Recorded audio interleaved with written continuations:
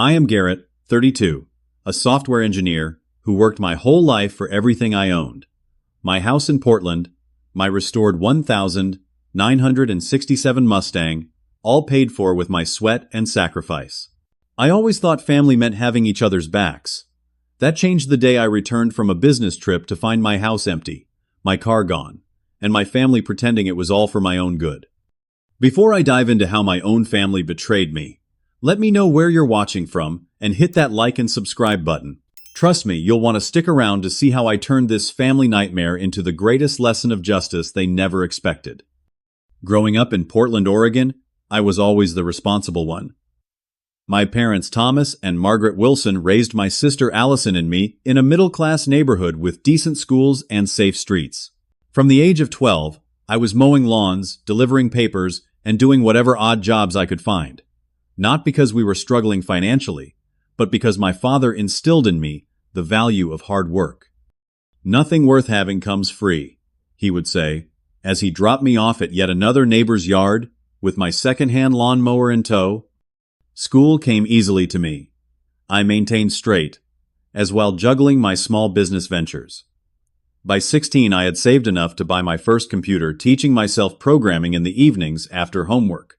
My parents acknowledged my accomplishments with brief nods of approval, but their real enthusiasm was reserved for Allison. 3 years younger than me, Allison was the family darling. When she made the cheerleading squad, my parents attended every game, cheering louder than anyone. My regional science fair win that same year warranted only a quick congratulatory dinner at the local diner before conversation shifted back to Allison's upcoming cheer competition. I accepted this dynamic early on. Allison was outgoing, bubbly, and frankly easier to love. I was the quiet, serious one who seemed self-sufficient. This pattern continued through high school and into college. I earned a scholarship to Oregon State University, studying computer science, while working part-time at the university IT department. Meanwhile, my parents took out loans and dipped into their retirement savings to send Allison to a private university where she studied finance. After graduation, I landed a junior developer position at a small tech firm in Portland. The pay was modest, but I lived frugally, sharing an apartment with 2 roommates and driving a beat-up Honda that frequently broke down. Every month, I put aside 30% of my paycheck into savings, working toward my goal of homeownership. Over the next 5 years, I climbed the corporate ladder, eventually accepting a senior position at a larger company that developed healthcare software systems. The salary increase was substantial, and at 28, I achieved what felt impossible. I purchased my first home. Nothing extravagant, a small 3-bedroom Craftsman built in the 1942nd that needed some work, but it was mine. The pride I felt signing those mortgage papers is something I will never forget. My parents attended the housewarming party, Dad grilling burgers in the backyard, while Mom arranged flowers on my new dining table. "You did good, son," Dad said briefly, squeezing my shoulder. It was perhaps the most straightforward compliment he had ever given me. That same year, I found my dream car at a local auto auction, a 1967 Ford Mustang in desperate need of restoration. The body was rusted, the engine barely functional, but I saw potential. I spent weekends in the garage I had converted into a workshop, replacing parts, sanding rust, learning auto restoration through YouTube videos and forums. It took 18 months of dedicated work before the Mustang purred to life, its midnight blue paint gleaming in the sun. That car represented more than transportation. It was a tangible symbol of my patience, determination, and skill. Meanwhile, Allison bounced between jobs in the financial sector, never staying anywhere longer than a year, always convinced the next position would be her big break. My parents supported her transitions with encouragement and occasional financial assistance. "She's finding her path," Mom would explain when I questioned Allison's frequent career changes. "Not everyone knows exactly what they want right away like you did." Despite the ongoing favoritism, I maintained close relationships with my family. Sunday dinners at my parents' house became tradition, with Allison joining when she wasn't too busy with her social life. I renovated my parents' bathroom when their fixed income couldn't cover the repairs, and helped Allison move apartments 3 times in as many years. Family was family, and I believed in showing up for them. By the time I turned 31, My career was thriving. I had been promoted to development team lead, overseeing a group of talented programmers and commanding a comfortable six-figure salary. My house was fully renovated. Its value increased significantly from when I purchased it. The Mustang gleamed in the driveway, turning heads, whenever I drove through the neighborhood. I had even started dating Caroline, a pediatric nurse I met through mutual friends, and things were getting serious. Life felt stable, rewarding everything I had worked for coming together beautifully. That spring, Allison announced she had finally found her calling as an investment analyst at a boutique firm specializing in tech startups.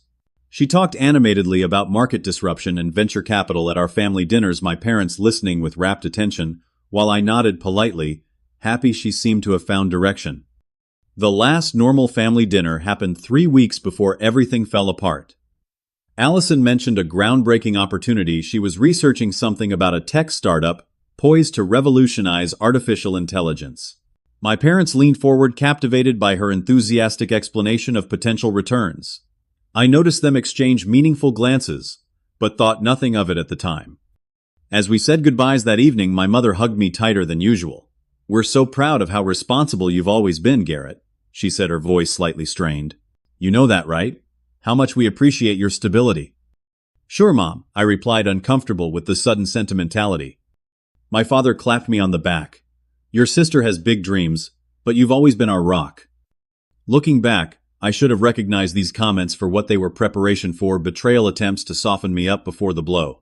But I drove home in my Mustang that night, windows down, spring air rushing past, completely unaware that my comfortable life was about to be destroyed by the people who should have protected it most. The Tokyo business trip came at the perfect time. Our company was expanding into Asian markets, and as team lead, I needed to meet with potential partners and establish protocols for international collaboration. 3 weeks away from Oregon's spring rain sounded ideal, and Caroline promised to water my houseplants and collect my mail while I was gone. The first sign something was wrong came from my neighbor Bill Matthews, a retired postal worker who knew everyone's business on our street. His text arrived as my plane touched down at Portland International Airport. "Saw moving trucks at your place last week. New tenant seems nice. Didn't know you were renting it out." Confusion turned to alarm as I reread the message. I had no tenants, no plans to rent my house. I called Bill immediately. "Yeah, big moving van," he confirmed. "They took pretty much everything. Your parents supervised the whole thing. Said you got a great job opportunity overseas and needed to leave quickly. Thought it was odd you didn't mention it when we talked about your trip." My heart pounded as I grabbed my luggage and rushed to catch a taxi. The driver must have noticed my agitation because he kept glancing at me in the rearview mirror as I repeatedly dialed my parents' number, getting their voicemail each time. When we pulled onto my street, the Mustang was gone from the driveway. My house stood silent, unfamiliar. I fumbled with my keys at the front door only to discover they no longer worked in the lock. Peering through the front window, I saw empty rooms where my furniture should have been. After 30 minutes of increasingly panicked knocking, a young woman opened the door, introducing herself as Tiffany, the new tenant. "Your parents are the landlords," she explained, confused by my distress. "I signed a 1-year lease last week. They said their son was relocating permanently to Japan." Numbness spread through my body as I thanked her and walked away. I called Caroline, who sounded as shocked as I felt. "Your parents never said anything to me about this," she said.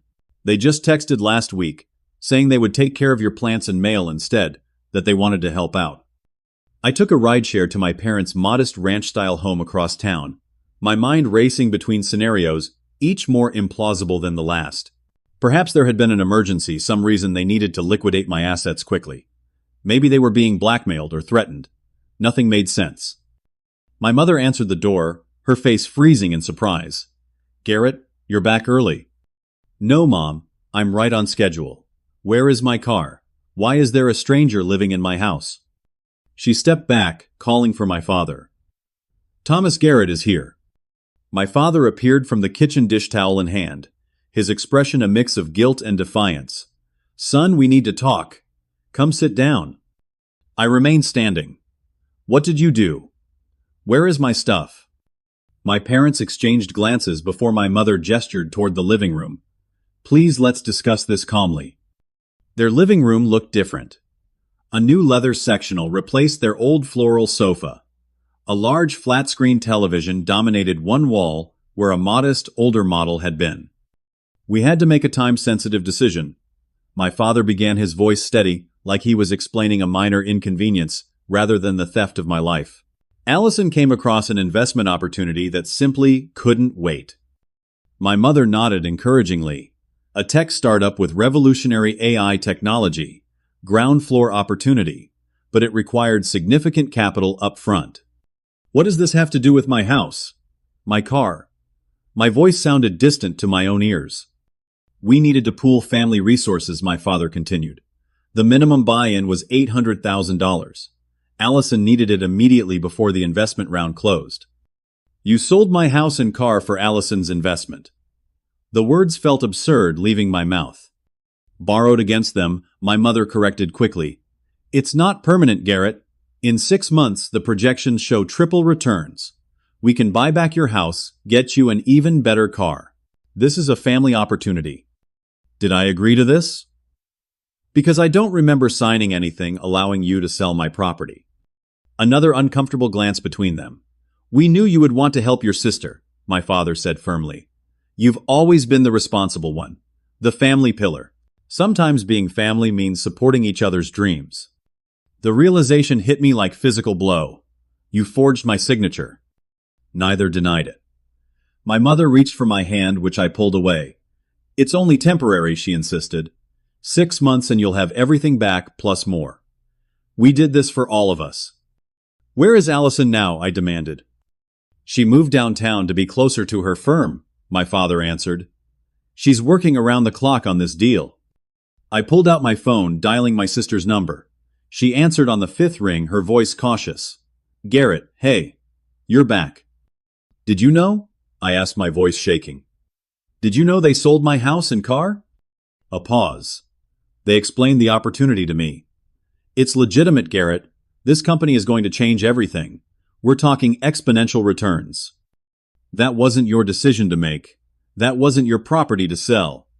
Don't be so dramatic, she replied, her tone dismissive. It's just stuff. In 6 months you'll thank us when you're getting dividend checks. Family supports each other's potential. Mom and Dad supported my education. I supported your boring house purchase. And now you're supporting my financial vision. That's how family works. I ended the call, turning back to my parents. Where are my things? My clothes? My books? My computer? In storage, my father answered. We'll cover the rental fees until this pays off. And where am I supposed to live until then? My mother brightened. You can stay in your old bedroom. It will be like having you home again. I stared at these people who raised me, trying to reconcile their actions with the parents I thought I knew. Had they always been this selfish, this blindly devoted to Allison's whims, or was this a new depth of betrayal? You had no right, I said. Finally, my voice low and controlled, despite the rage and hurt, threatening to overwhelm me. What you've done is illegal. It's theft, forgery, and fraud. My father's expression hardened. Don't use that tone with us. We're your parents. Everything we've ever done has been for this family's benefit. Allison found an opportunity that could set all of us up for life. Your contribution is just as important as hers. My contribution? I didn't contribute anything. You stole from me. We made a parental decision, my mother insisted, tears forming in her eyes. Sometimes children don't know what's best for the bigger picture. I was 32 years old, a homeowner, a professional. Yet in their eyes, I remained a child whose assets could be commandeered for the family's greater good, specifically for Allison's greater good.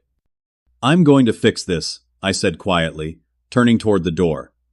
And when I do, our relationship will never be the same. My father called after me. Don't threaten us, Garrett. Family sticks together. You'll see, this was the right move when the returns start coming in. I walked out, without another word. The crushing weight of betrayal, making each step feel like moving through concrete. Everything I had worked for, saved for, built with my own hands, was gone, sacrificed on the altar of my sister's latest scheme, with my parents serving as eager priests to her ambition. Jason Collier had been my friend since college, and when I showed up at his apartment with nothing but my suitcase from Tokyo, He didn't hesitate to offer his spare room. "Stay as long as you need," he said, setting up an air mattress. "This is insane, man. Your own parents." The next morning I visited my bank. The mortgage representative's expression shifted from professional courtesy to uncomfortable sympathy as she pulled up my account. "Your mortgage was paid in full 3 weeks ago," she explained, turning her monitor so I could see. "The title transfer was processed shortly after. Everything appears to be in order." "Can I see the paperwork?" My voice sounded calmer than I felt. She printed copies of the documents, each bearing what appeared to be my signature. Having signed countless forms over the years, I recognized subtle differences immediately. The G in Garrett was too looped, the crossing of the T's too deliberate. Someone had tried very hard to duplicate my handwriting, but they weren't quite successful. The car loan showed similar discrepancies. Paid in full, title transferred all with my authorization. I collected copies of everything, a cold determination replacing the initial shock and hurt. "This is clearly forgery," Jason said that evening, examining the documents spread across his dining table. "Your parents aren't even good at it." "They never thought I would check," I replied. "They assumed I'd just accept their decision and wait for Allison's investment to pay off." "What kind of investment requires exactly $800,000 anyway?" Jason asked. "That's suspiciously specific." I had been wondering the same thing. The number seemed arbitrary too, round for a legitimate investment opportunity. I needed more information, and I needed evidence that would stand up in court.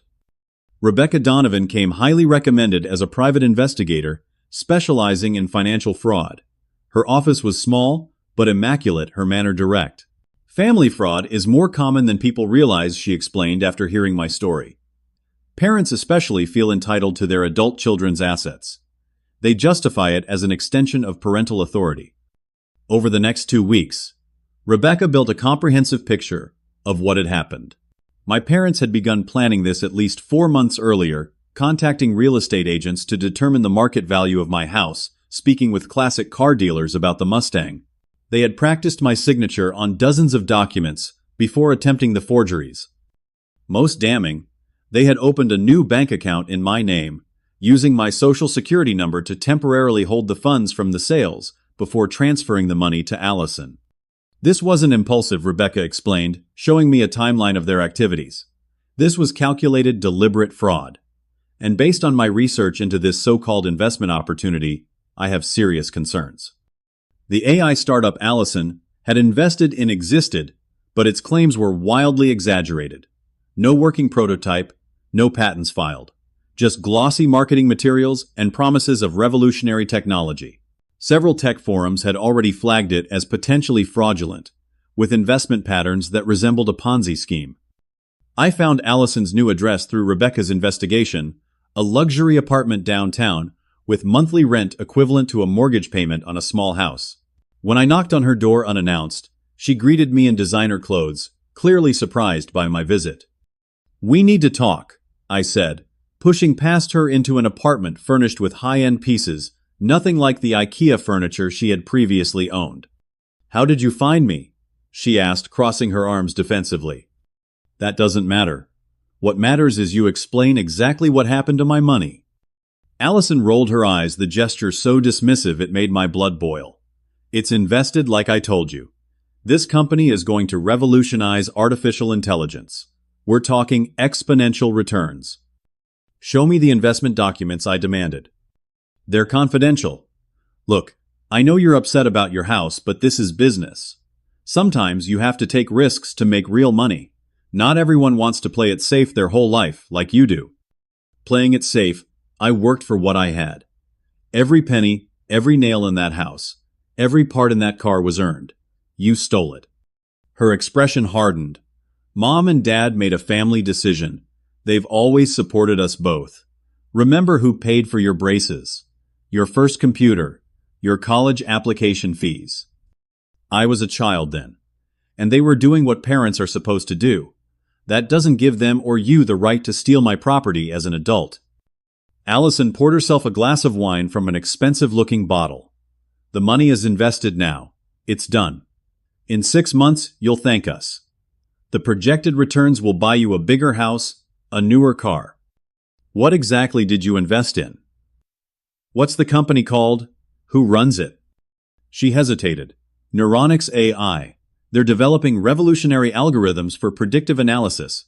The CEO is brilliant. Former Google engineer. I pulled out my phone, showing her the forum posts Rebecca had found. This company has no patents, no working prototype, and their CEO never worked at Google. They've been flagged as potentially fraudulent by multiple tech analysts. Color drained from Allison's face before she recovered, waving dismissively. Internet trolls. They're jealous. They missed the opportunity. How much of my money have you already spent on yourself? I asked, gesturing around the apartment. I needed to project success to make connections in this industry, she replied defensively. Image matters in finance. Besides, I'm managing the investment. I deserve compensation. Brandon Weber had been my friend since we were assigned as freshman roommates. Now a practicing attorney, he reviewed my evidence over lunch the following day. This is open and shut, Garrett, he said, shaking his head. Forgery, fraud, theft, unauthorized use of your social security number. They could face serious criminal charges. They're my parents, I said quietly. And my sister. Brandon leaned forward. And they stole everything you worked for. Family or not, what they did was criminal. You have every right to pursue legal action. That evening, I made one final attempt at resolution, meeting my parents at their home. The new television was now accompanied by new furniture throughout the living room. We need to fix this, I said, declining to sit. Return what's left of my money, sign the house back over to me, and we can discuss a payment plan for the rest. My father scoffed. There's nothing to fix. The investment has been made. Walking away now would mean losing everything. The company Allison invested in is likely fraudulent. I explained, showing them the same information I had shown my sister. My mother dismissed it without even reading the screen. Allison knows what she's doing. She has a degree in finance. A degree she's never used effectively until now, apparently, I countered. My father stood, pointing toward the door. I think you should leave until you can be supportive of this family. Allison is finally pursuing her potential, and all you can do is try to sabotage her because you're jealous. Jealous. You stole my house. My mother began to cry, my father's arm going around her protectively. We've always supported both our children, she sobbed. Why are you doing this to us? The manipulation was so transparent, it would have been laughable if it weren't so painful. They had stolen everything I owned, yet somehow I was the villain for objecting. My father delivered the final blow. Family supports each other, Garrett. If you can't do that, if you pursue this nonsense about fraud and forgery, then you're no longer our son. I left their house with absolute clarity. The people who raised me, who should have protected me, had instead betrayed me in the most fundamental way possible, and they felt completely justified in doing so. The choice was made. The next morning, I called Brandon and officially became his client. The weight of what I was about to do, my own family, settled over me like a physical burden. That night, in Jason's spare room, I broke down completely. All the hurt, betrayal, and disbelief poured out in racking sobs that left me exhausted. Jason sat silently nearby, occasionally refilling my water glass, understanding there were no words that could fix this kind of betrayal. Am I doing the right thing, I asked, when I could finally speak again? Would they be asking themselves that question if the roles were reversed? Jason replied. Have they shown any real remorse or understanding of what they took from you? They hadn't. Not once had my parents or Allison acknowledged the gravity of their actions. Their only concern was that I might interfere with their plans. The next day, Samantha Reeves, an attorney specializing in family fraud cases, took my case. Her office walls displayed diplomas from prestigious universities alongside thank you notes from former clients. Family fraud is uniquely painful, she explained, reviewing my documents. The legal violation is compounded by emotional betrayal. The people who should protect you have instead exploited your trust. Over the next few weeks, we built our case methodically. Rebecca continued her investigation, uncovering more evidence of premeditation. My parents had consulted with a real estate agent about selling my house 6 months before they actually did it, getting professional advice on how to maximize its value with minimal improvements. Samantha filed for emergency injunctions to freeze the remaining funds, and prevent any further sale of my belongings. The legal process was underway, but the personal toll continued to mount. Caroline tried to be supportive, but the strain was evident. "I want to be here for you," she said one evening over dinner at her place. "But this is so much, Garrett. The intensity of your family drama is overwhelming." 2 weeks later, she suggested we take a break. I couldn't blame her. Who would willingly sign up for this level of chaos? My performance at work suffered despite my efforts to compartmentalize. My boss Michael called me into his office after I missed a critical deadline. "Whatever's going on in your personal life is affecting your work," he said, concern evident in his expression. "Take some time off. Sort it out. Your position will be waiting." The paid leave was a blessing in disguise, allowing me to focus entirely on the legal battle ahead. I started therapy with Dr. Linda Mercer, who specialized in family trauma. "What your parents did represents a profound boundary violation," she explained during our second session. "But their behavior didn't develop overnight.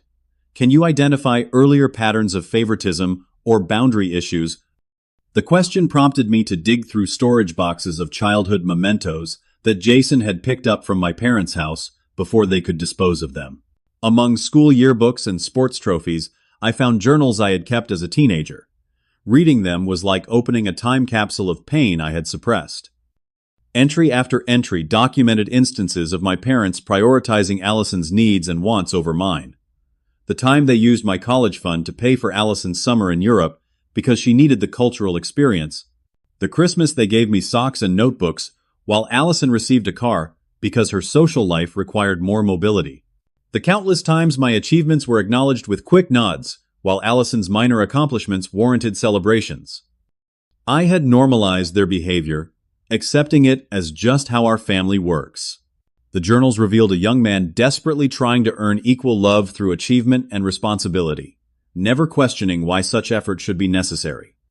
This pattern explains why they felt entitled to take your property, Dr. Mercer observed when I shared these discoveries. In their minds, family resources have always been allocated based on perceived need or potential, with Allison consistently deemed more deserving. Meanwhile, the case preparation continued. We deposed former neighbors, documenting the moving trucks and my parents' supervision of them. Financial forensics revealed that of the $800,000 from my property, nearly $200,000 had gone to pay off my parents' secret credit card debt, with another $50,000 spent on new furniture and electronics for their home. Only about half had actually been invested in the dubious AI company.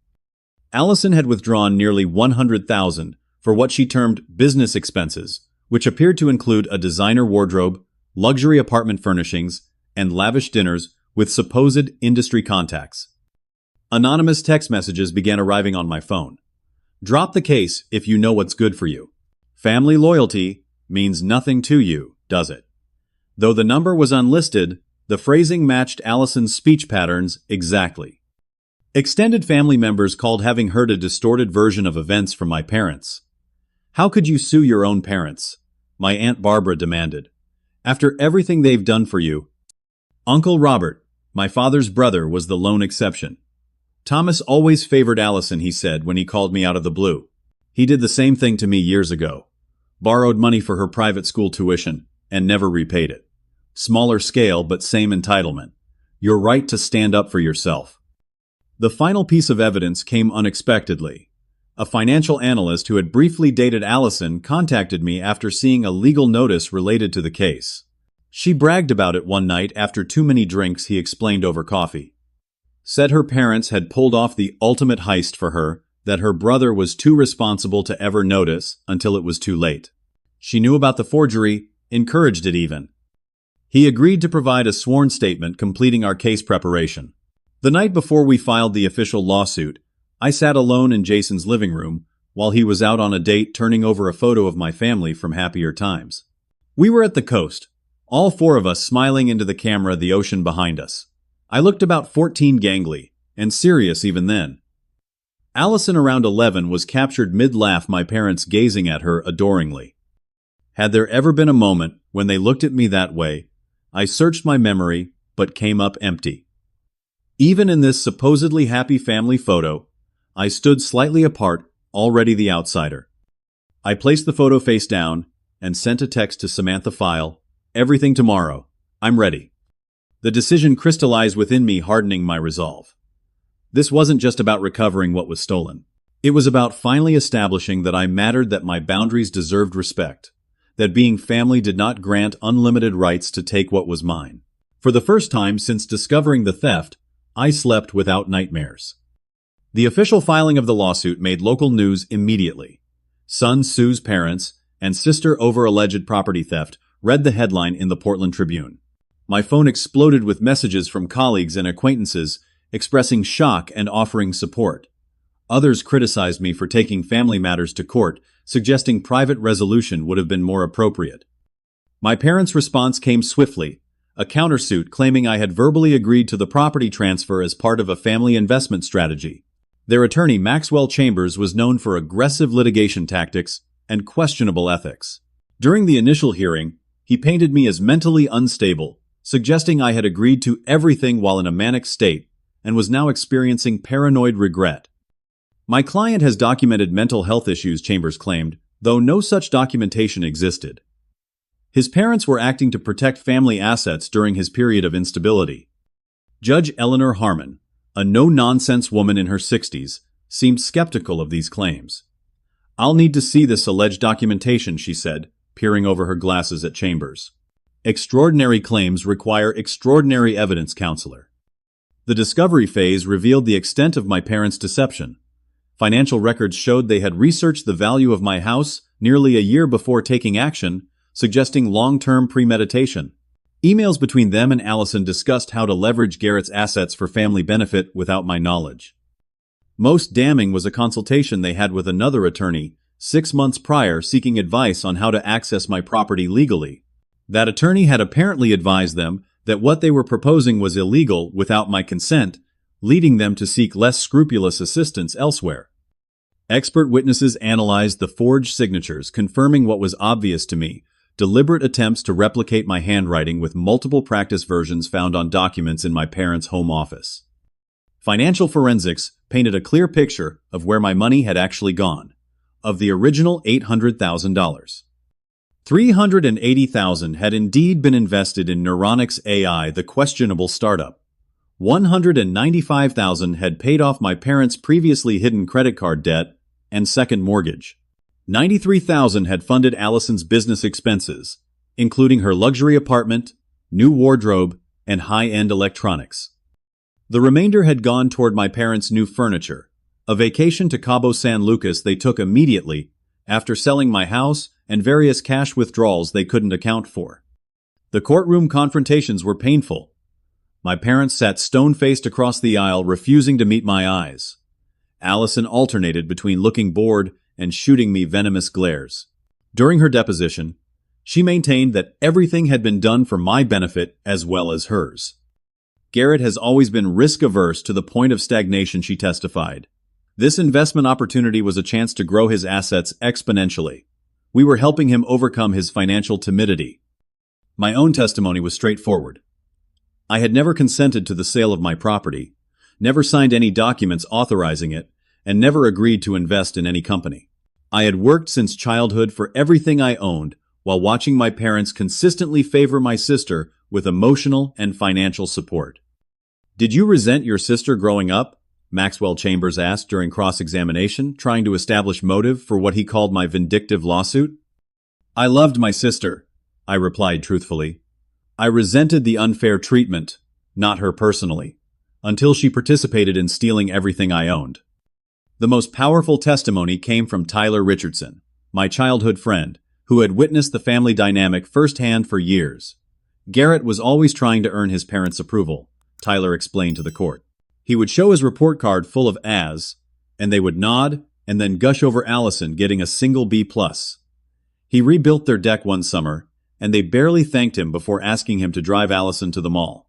It was painful to watch even as a kid." As the trial progressed, Neuronix AI's stock value plummeted amid investigations by the Securities and Exchange Commission. The revolutionary AI technology proved to be largely fabricated, with demonstration videos created using existing software rather than proprietary algorithms. The company founder fled the country, leaving investors, including Allison, with worthless stock certificates. Your Honor, this development demonstrates the genuine belief my clients had in this investment, Chambers argued during a hearing. They, too, are victims of fraud. Judge Harmon was unmoved. Being defrauded does not excuse committing fraud, she noted. The issue before this court is not whether the investment was sound, but whether the defendants illegally obtained funds from the plaintiff without consent. When all arguments had been presented and all evidence examined, there was a tense 2-day wait for the jury to deliberate. I spent it walking Portland's waterfront trying to prepare myself for either outcome. Uncle Robert met me for coffee, offering quiet support.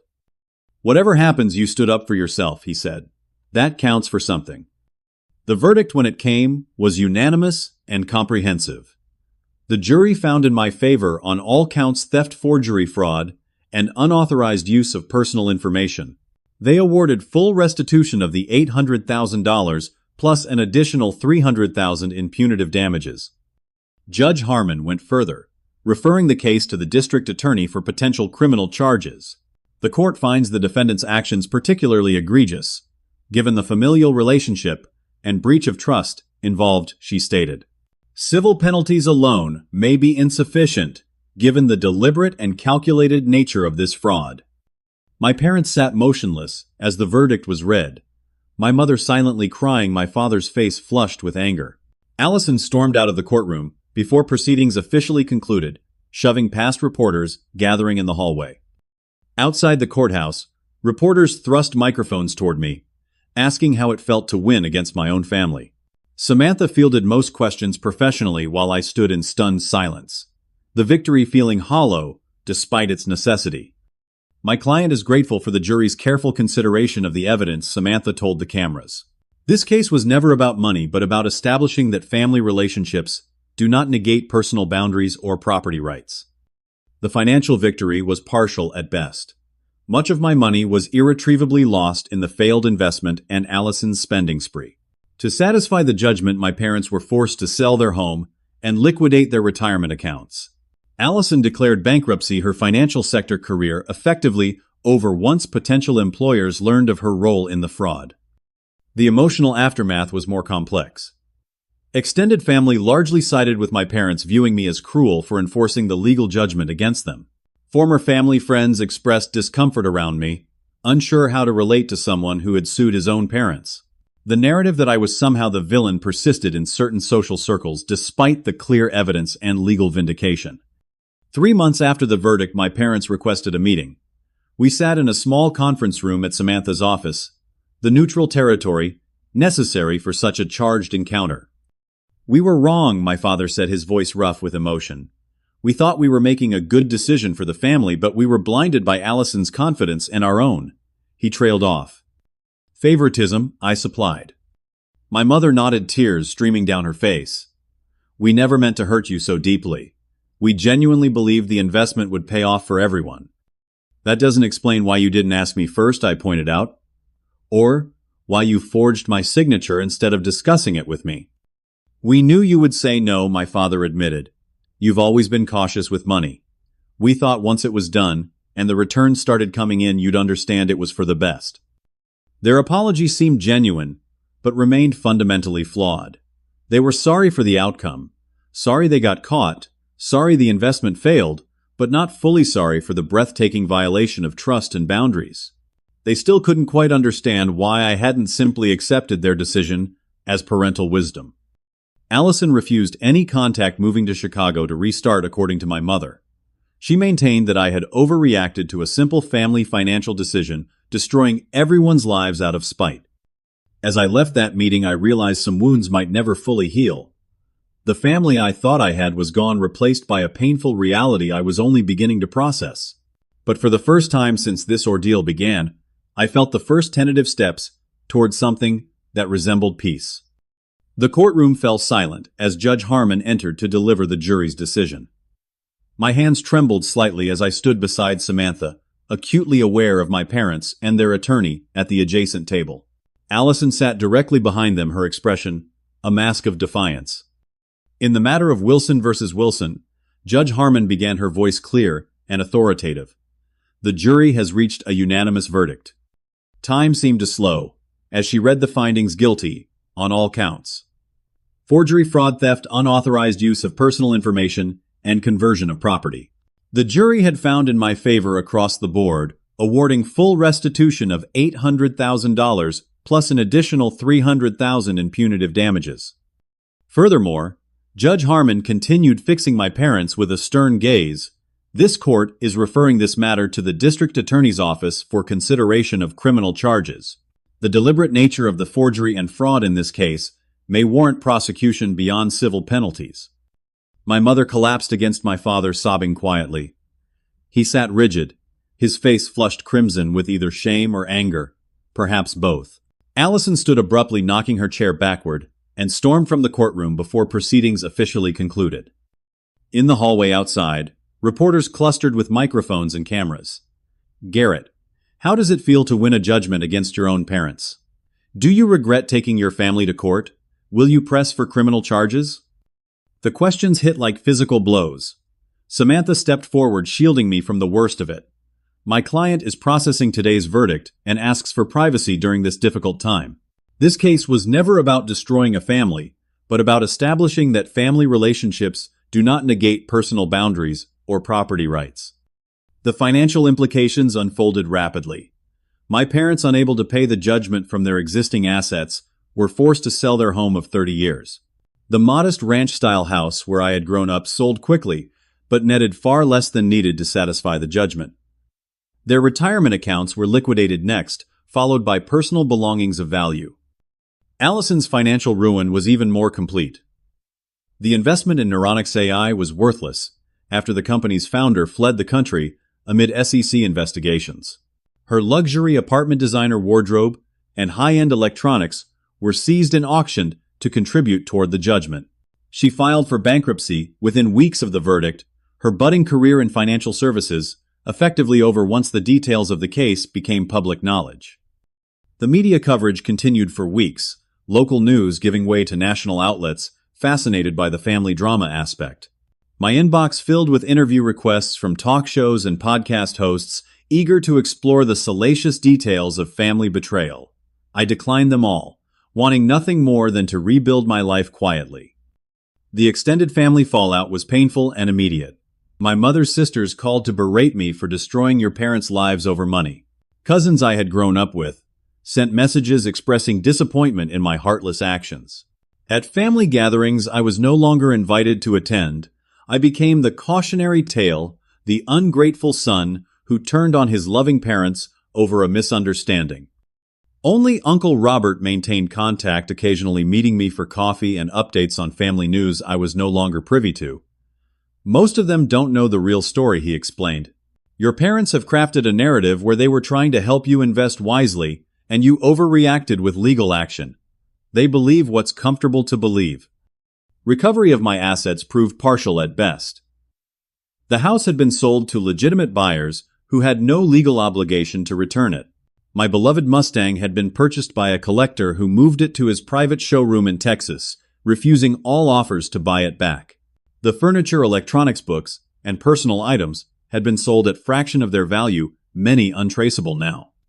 The financial settlement, when it finally came through various liquidations and payment plans, restored less than 60% of what I had lost.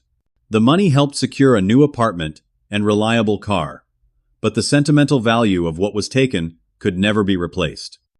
6 months after the verdict, my parents requested another meeting. We gathered at a quiet coffee shop, downtown Neutral Territory, for this loaded conversation.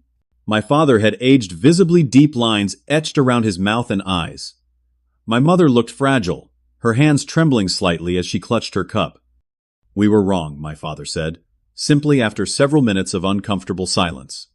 We thought we were acting in the family's best interest, but we were blinded by Allison's enthusiasm and our own biases. We never meant to hurt you so deeply, my mother added, tears welling in her eyes. We truly believed the investment would benefit everyone, including you. That doesn't explain why you didn't just ask me, I replied, keeping my voice steady, or why you chose forgery over conversation. My father sighed heavily. We knew you would refuse, You've always been cautious with money, sometimes to a fault. We thought once it was done, and the returns started coming in, you would understand it was for the best."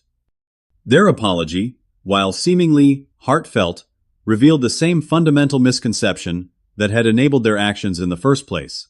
They still believed they had the right to make decisions about my property if they deemed it necessary. They were sorry for the outcome, sorry they were caught, sorry the investment failed, but not fully sorry for the breathtaking violation of trust and boundaries. "I don't know if I can ever fully trust you again," I told them honestly. "But I'm willing to try having some kind of relationship moving forward, with very clear boundaries." It was the most I could offer, and they accepted it with tearful nods. Our contact since has been limited to occasional phone calls and carefully structured holiday visits, the easy familiarity of family forever altered by what transpired. Allison refused all attempts at reconciliation. She moved to Chicago to start fresh, according to my mother, taking a job in retail management far below her qualifications and education. The few messages she sent me directly were bitter accusations that I had destroyed the family out of spite and jealousy. The most unexpected consequence came in the form of media attention beyond news coverage.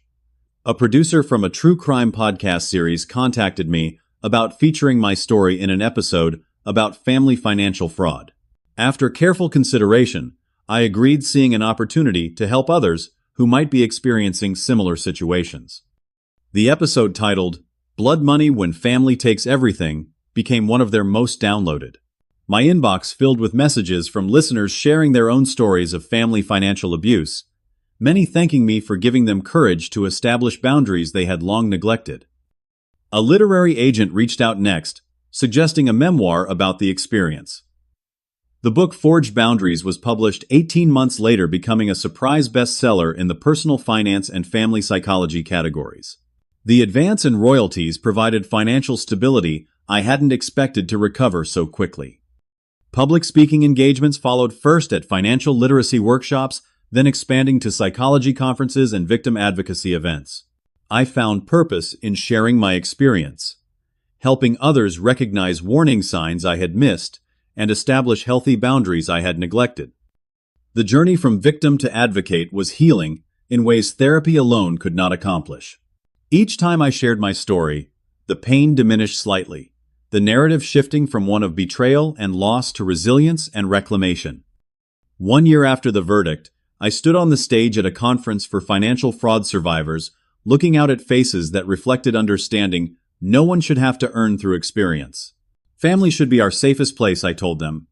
When it becomes the source of betrayal instead, the damage goes beyond money. But that damage need not be the end of your story. In that moment, surrounded by others who truly understood, I realized I had found a different kind of family altogether, one built on shared experience and genuine support rather than obligation and manipulation.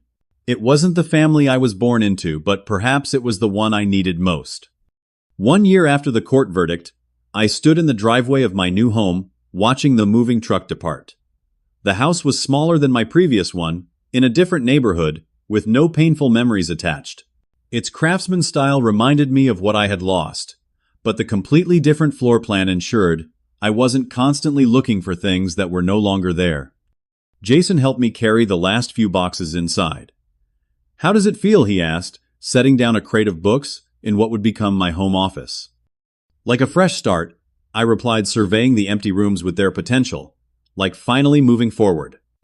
The journey from devastation to rebuilding had been neither quick nor linear. There were still nights when I woke from nightmares about returning home to emptiness, days when unexpected reminders of my lost possessions brought waves of grief and anger. But these moments grew less frequent, less overwhelming with time. My relationship with my parents existed in a carefully negotiated middle ground. We spoke monthly on the phone, occasionally met for lunch in public places.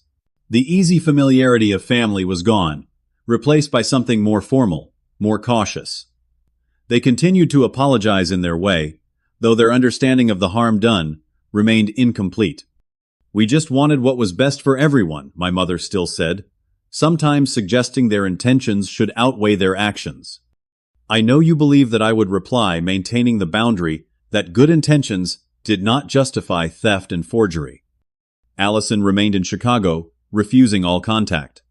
According to my mother, she had found a position as an assistant manager at a retail chain, a far cry from her financial sector ambitions. She had begun dating a real estate developer and moved into his suburban home, apparently telling him her family had died in an accident rather than explaining the actual estrangement. "She'll come around eventually," my father predicted during one of our careful lunches. "Allison never stays angry for long." I didn't contradict him, but we both knew this wasn't ordinary sibling anger. Some bridges once burned cannot be rebuilt, and I had made peace with that reality. The most unexpected development in my healing journey came through connecting with others who had experienced similar betrayals. After my story received media attention, I began receiving messages from people across the country who had suffered financial abuse from family members. Their stories echoed elements of mine: parents taking out credit cards in adult children's names, siblings emptying joint accounts, grandparents changing wills through manipulation. With encouragement from Dr. Mercer, I started a support group for victims of family financial abuse. Our first meeting had 7 attendees in a borrowed community center room. Within 6 months, we had expanded to 30 regular members and needed a larger space. We named the group Boundaries as a simple reminder of what had been violated and what needed restoration. "You turned your pain into purpose," Dr. Mercer observed during one of our final therapy sessions. "That's one of the most powerful forms of healing." Professionally, I returned to software development with renewed focus. My company had held my position as promised, and the structured nature of coding provided comfort during a time when so much else felt unpredictable. 6 months after returning, I received a promotion to development director, overseeing multiple teams across the company's expanding product line. The settlement money, when finally collected through various asset liquidations and payment plans, went partly toward the new house down payment. The remainder I used to establish a foundation offering legal assistance to victims of family financial fraud who couldn't afford representation. Samantha Reeves joined the foundation's board, helping identify cases where intervention could make the greatest difference. My personal life gradually rebounded as well. Caroline and I had briefly attempted reconciliation, but the experience had changed me too fundamentally for us to recapture what we had before. We parted amicably, both recognizing that sometimes people can care for each other deeply, but still not belong in each other's futures. A year later, I met Elise at a charity event for financial literacy education. A forensic accountant who had assisted on several family fraud cases, she understood the complexities of betrayal in ways few others could. Our relationship developed slowly, built on careful communication and explicit respect for boundaries. "What your parents did wasn't about love," Elise told me one evening, as we discussed my ongoing healing process. "It was about control disguised as care, ownership masked as family loyalty." Her insight helped me articulate something I had been struggling to express: the difference between genuine family support and manipulative entitlement. True family support uplifts without diminishing autonomy. It gives without expectation of disproportionate return. It respects individual boundaries while maintaining connection. The most tangible symbol of my recovery came in the form of another 1967 Mustang, not identical to my lost car, but similar in model and condition. I found it at an estate sale in Washington state, the owner's widow selling it for far less than market value because she wanted it to go to someone who would love it as her husband had. Restoring this Mustang became weekend therapy, each replaced part and repainted panel, representing something reclaimed. When I finally took it for its first drive along the coast, windows down and engine rumbling, I felt a sense of completion that transcended the car itself. I had rebuilt more than a vehicle. I had reconstructed my sense of agency and ownership.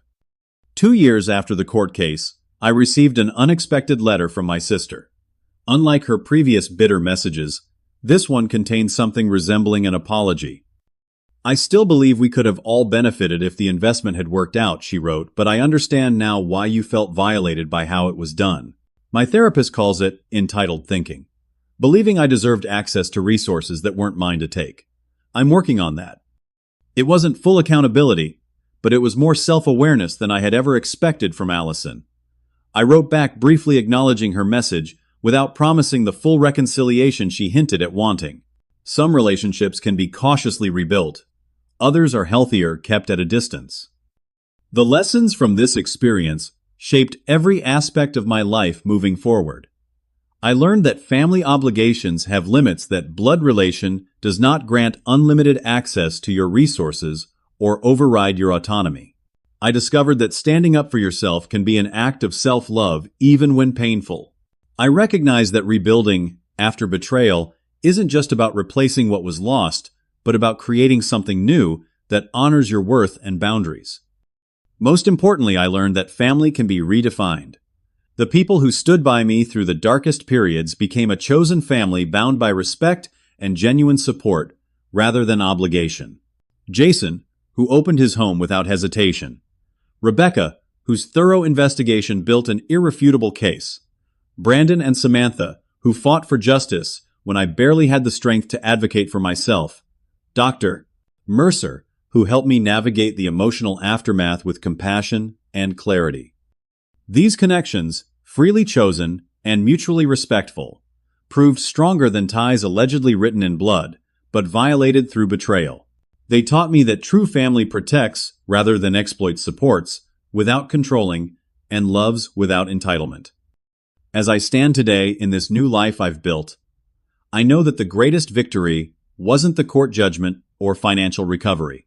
It was reclaiming my sense of worth, establishing healthy boundaries, and discovering that even after the most profound betrayal, healing and growth remain possible.